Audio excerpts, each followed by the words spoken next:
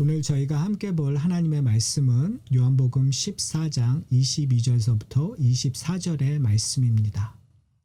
가롯인 아닌 유다가 이르되 주여 어찌하여 자기를 우리에게는 나타내시고 세상에는 아니하려 하시나이까.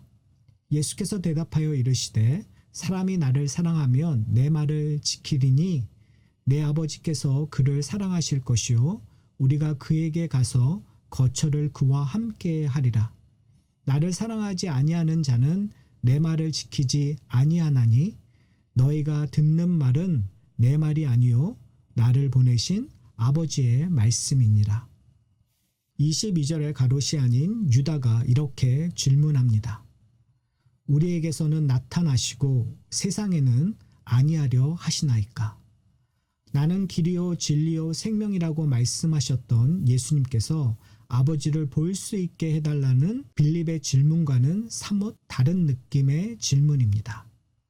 유다의 의도가 어떠했든 예수님의 답변은 나를 사랑하는 자는 내 말을 지킬 것이요 와 나를 사랑하지 아니하는 자는 내 말을 지키지 아니하나니입니다. 예수님의 답변을 통해서 우리가 알 수 있는 것은 그가 세상에서도 자신을 나타내셨다고 반문하고 계시는 것입니다. 아마도 유다는 제자들에게 보여주시고 가르쳐 주신 것처럼 세상을 향하여 보여주시면 그들이 예수님을 이해할 수 있다고 생각했었던 것 같습니다. 문제는 세상이 예수님을 거부한 것입니다. 왜냐하면 예수님의 말씀이 하나님의 말씀이기 때문입니다. 예수님께서는 지속해서 사람들이 자신을 거부하는 이유를 그들이 하나님을 거부했기 때문이라고 말씀하셨습니다. 선지자들을 통해서 하나님의 사랑이 그들에게 전달되었지만 그들은 목을 곧게 하고 다른 신을 섬겼던 자들입니다. 제사장들을 통해서 매번 하나님께 나아갔지만 그것은 형식적이며 온전한 제물이 아니었습니다. 그들은 하나님의 말씀을 듣지 않았기 때문에 예수님의 말씀을 들을 수 없었던 것입니다. 예수님께서는 내 말을 지키는 것을 통해서 자신을 사랑하는지 아닌지를 알 수 있다고 선언하셨습니다.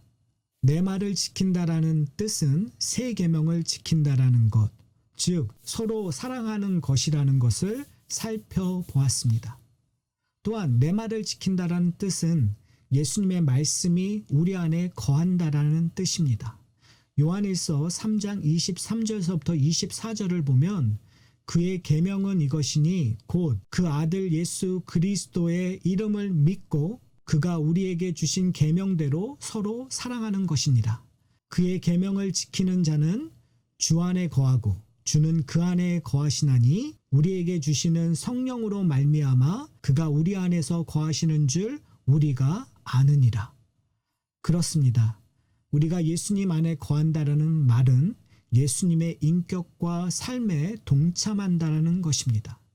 예수님께서 기뻐하시는 일에 기뻐하고 그가 고난 받으시는 일에 우리도 고난 받고 예수님께서 가난한 자들과 병든 자들을 도우실 때에 우리의 손을 사용하여 가난한 자들과 병든 자를 돌보는 것입니다.